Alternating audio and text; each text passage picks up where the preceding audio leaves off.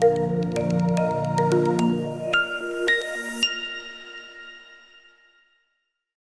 sedang bicara dengan seorang calon anggota legislatif PSI dari DPRD Depok ya. Betul. Terima kasih Bang Ade Armando. Terima kasih mau datang ke sini.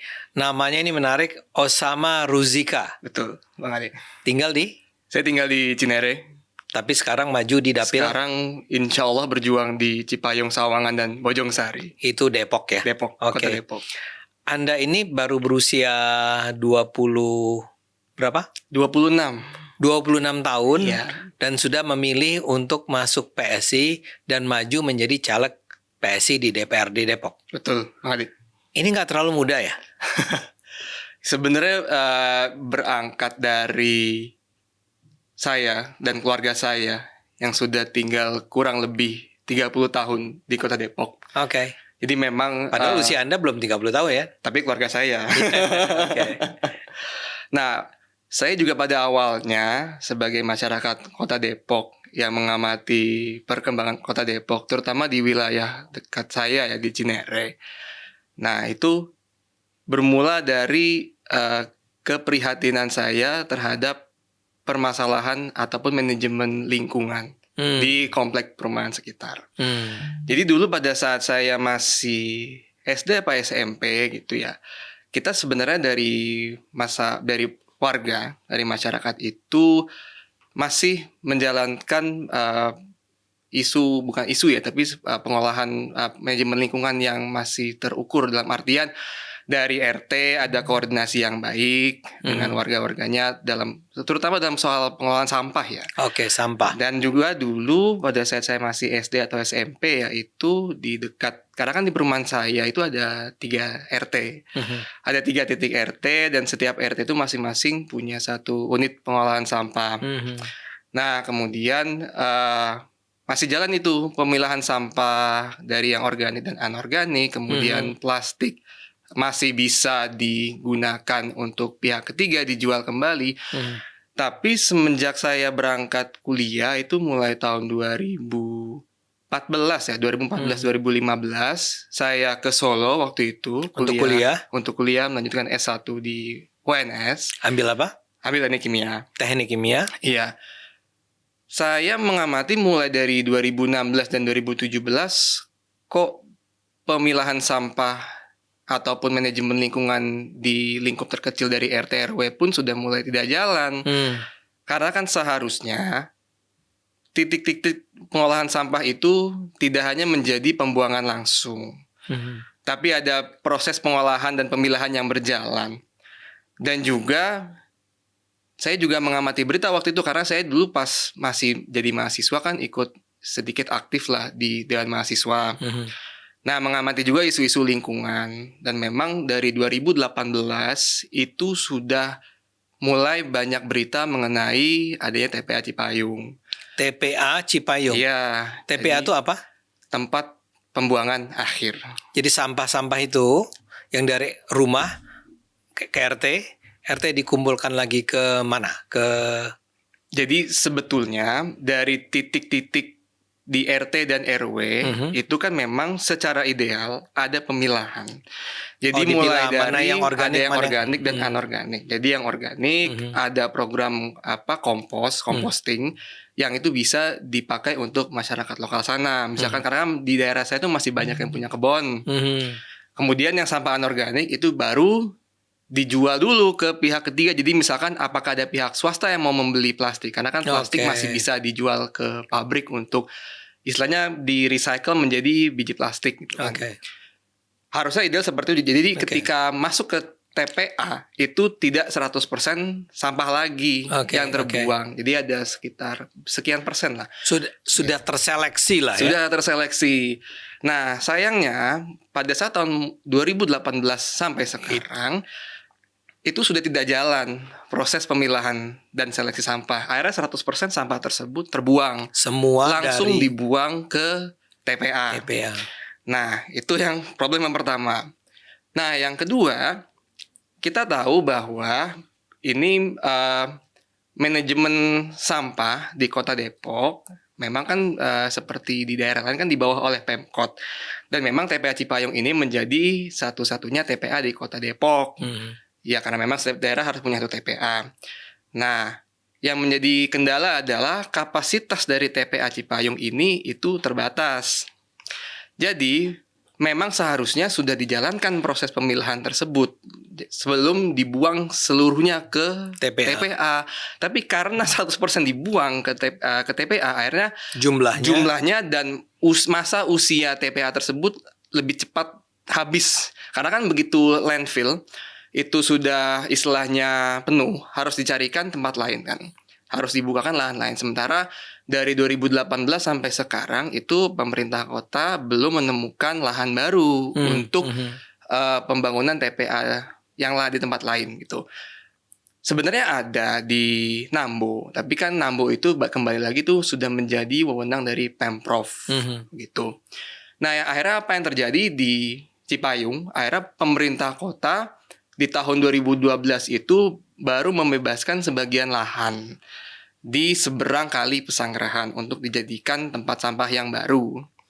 Nah, tapi pembebasan lahan ini itu pun sudah, kalau kita bisa bilang, masih belum mampu mencukupi kapasitas sampah yang datang ke TPA setiap harinya. Gitu, Bang. Memang ada berapa jumlah, kalau kita bicara jumlah nih ya, Iya. Yang di kapasitas si TPA apa tadi? Yang Cipayung. Cipayung itu berapa? Sebetulnya by design, karena kan tahun 2010 atau 2012 kalau nggak salah tuh pemerintah Depok sudah memperluas TPA Cipayung jadi sekitar 9,8 hektar. 10 hektar ya. Nah, 10 hektar itu cukup untuk menampung sekitar 1,3 juta meter kubik sampah. Nah, per Juli 2023 kemarin, karena kan terakhir ada berita di media massa itu kan Juli tahun lalu, itu sudah menurut penuturan Dinas Lingkungan dan Kebersihan Depok itu sudah mencapai 2,5 juta. 2,5 juta padahal kapasitasnya hanya 1,3. Jadi over capacity-nya itu luar biasa ya. Betul, over capacity-nya luar biasa karena didorong dari satu, tidak jalannya proses pemilahan sampah di tingkat RT dan RW. Padahal itu kalau kita tarik mundur ke belakang itu merupakan kebijakan dari wali kota sebelumnya. Cuma memang kan sebenarnya bukan itu harus menjadi perhatian kita. Kenapa pada saat pergantian wali kota program-program yang memang sebetulnya sudah bisa dijalankan kenapa tidak dilanjutkan? Akhirnya menggunung lah, jadi menjadi snowball effect. TPA-nya menjadi over kapasitas. Kemudian ada satu hal lagi nih yang menarik Bang Andarmando. Jadi tidak hanya soal TPA yang over kapasitas, tapi kan begini, logikanya ketika sebuah TPA over kapasitas, dia kan menjadi gunung-gunung sampah. Gunung-gunung sampah ketika kami, jadi saya juga mewakili relawan TPA Cipayung, masyarakat sekitar sana, ketika kami berkunjung ke TPA Cipayung di bulan kemarin dan bulan ini juga, itu gunung-gunung sampah itu mungkin bisa dibilang sudah setinggi 30 meter lebih. 30 meter? Iya. Wow. 30 meter. Dan ketika kami mewawancarai warga-warga yang memang sudah puluhan tahun, jadi bisa dibilang dari zaman kakeknya, dari tinggal zaman, di sana. Iya, sudah lebih dari 40 tahun. Itu memang lokasi awalnya itu Gunung Kapur. Jadi candaannya adalah dulu Gunung Kapur, sekarang Gunung Sampah. Pemandangannya. Iya. Kembali lagi ke soal over kapasitas, akhirnya apa? Sampah tersebut longsor.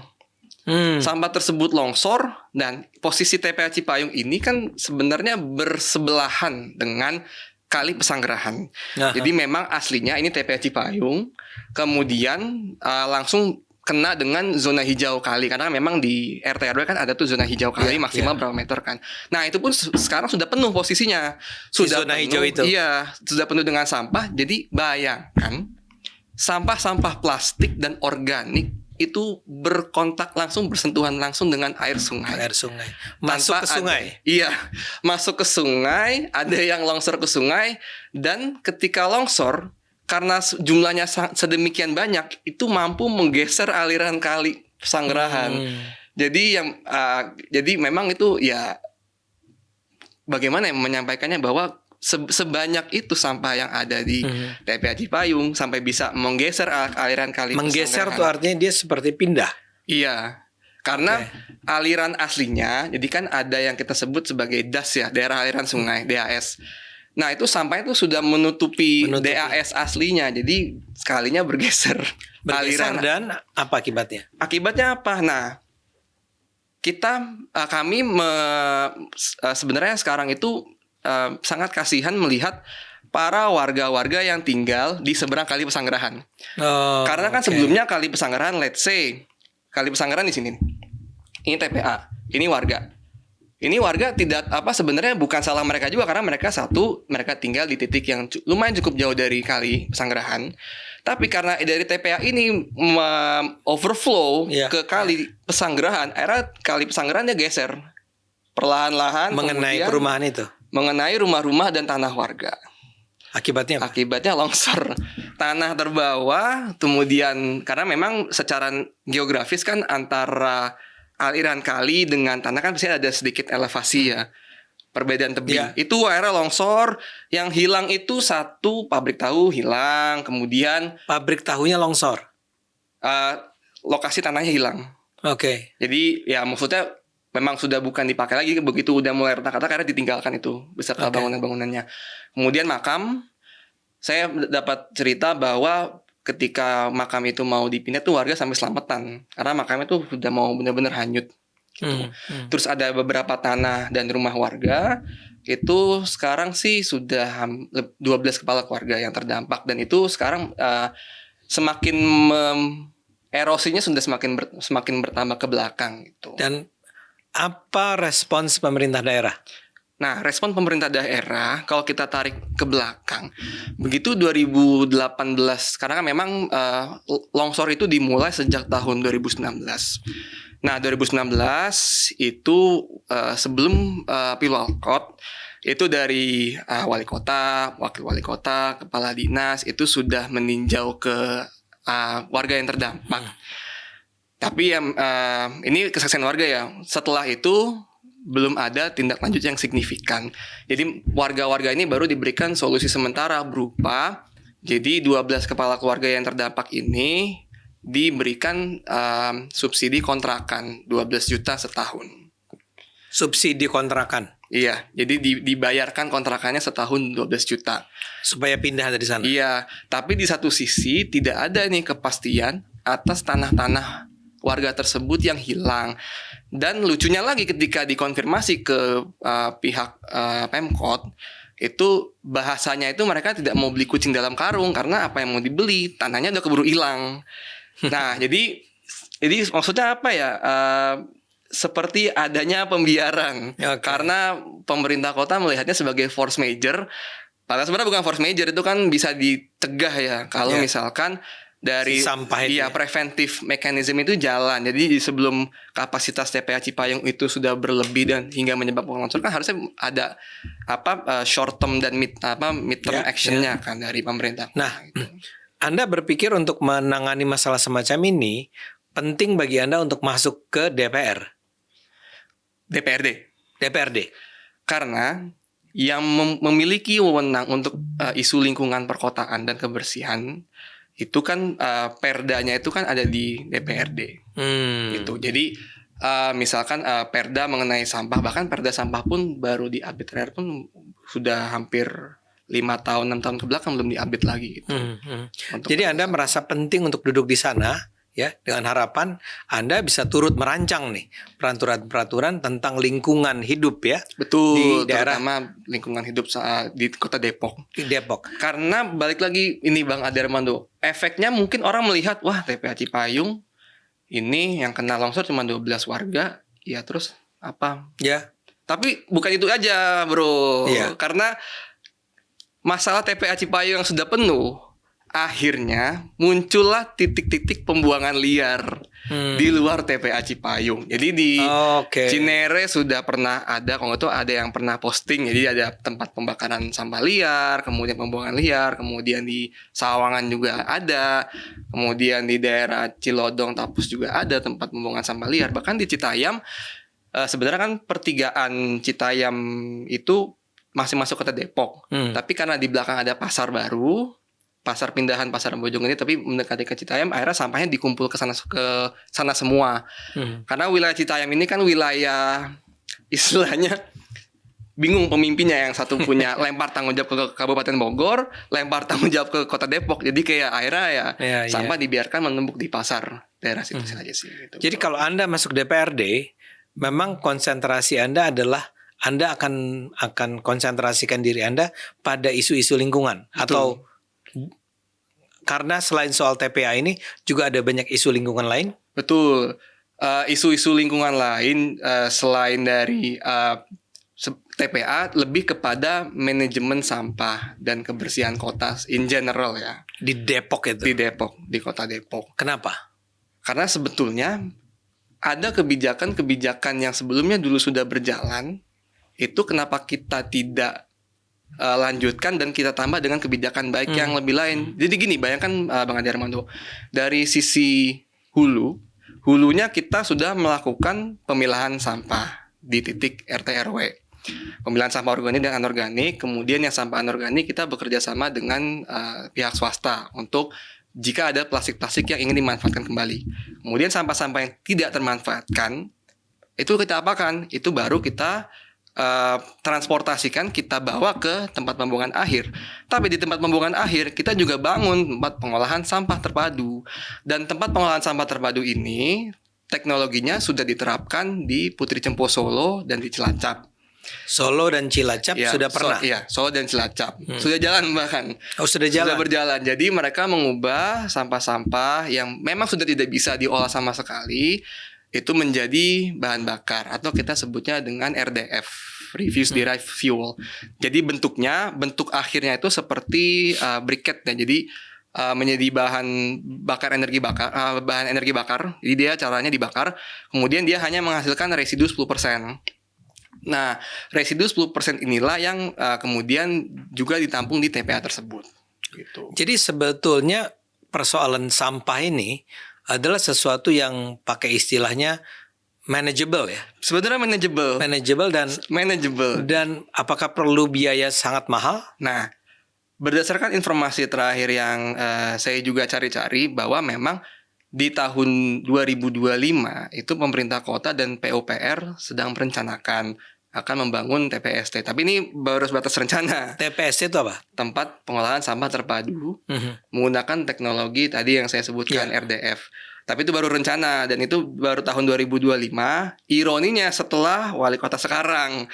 Jadi kembali lagi ke wali kota yang baru apakah mau melanjutkan atau tidak. Okay. Dan apakah DPRD bisa memberikan pressure kepada pemerintah kota atau tidak.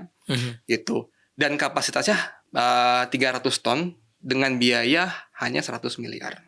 Oke, jadi bisa sekali dilakukan. Sebenarnya bisa. Oke, sebelum saya akhiri, saat ini DPRD itu berespons apa terhadap persoalan DPRD Depok yang sekarang? Ya, DPRD Depok yang sekarang. Kembali lagi, ini saya berangkat dari kesaksian warga. Jadi maksudnya jangankan untuk DPRD-nya saja, istilahnya wali kotanya saja tidak ada tindak lanjut. Oke. Karena maaf saya ketawa. Tapi ya, DPRD-nya juga tidak ada, tanpa menjelekkan atau pointing fingers at anyone ya. Ya. Tapi ya adanya begitu gitu. Ya, oke. Anda selain soal sampah ini ada lagi persoalan Depok yang menurut Anda kalau Anda bisa masuk DPRD itu juga perlu Anda beri prioritas? Yang kedua persoalan pesantren. Jadi saya juga turut prihatin bahwa angka atau tingkat intoleransi Kota Depok termasuk yang terburuk se-Indonesia.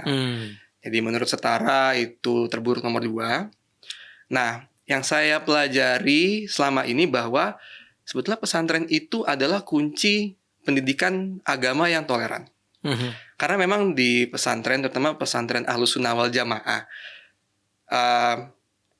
kan di sana diajarkan bahwa banyak sekali pandangan-pandangan Islam berdasarkan kiai ataupun alim ulama yang berbeda-beda. Dan ya di sana diajarkan untuk menghargai dari berbagai macam perspektif. Jangankan untuk soal toleransi antar umat beragama, intra umat beragama pun juga diajarkan di dalamnya. Karena sekarang kan masalahnya adalah jangankan toleransi ke agama sendiri aja belum tentu kita berbeda pandangan, beda fikih sedikit pun akan akur gitu. Nah, sebenarnya itu yang diajarkan di pesantren. Artinya menghargai perbedaan. Betul, menghargai perbedaan. Nah, kenapa saya merasa ini penting untuk diangkat? Karena ini saya berkomunikasi dengan beberapa kiai, kemudian saya juga pernah sempat sowan ke PCNU. Ya memang belum banyak support yang signifikan untuk membantu pengelolaan pesantren-pesantren tradisional. Karena selama ini kan pesantren itu kan didirikan secara swadaya.